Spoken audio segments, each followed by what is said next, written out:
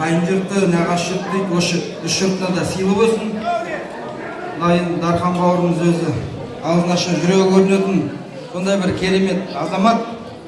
8 қырлы бір сырлы, өте байсалды, анау айтады ғой,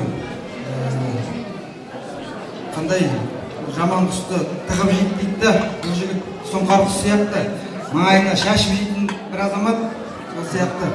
Осындай әселді, өзі иман жүзді, бір көргеннен ұнаған, осы Дарханды 30 жыл бойы сақтағанбыз, осы әселге бұйырған екен.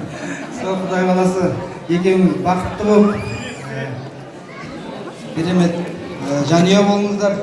Мынау сіздердің қолыңыз жылжуға малынып, Құдай қаласа сіздердің баталарыңызды алып, айтады ғой, қабыл болатын әке мен шешенің баласына деген, және баласының әке шешесіне деген.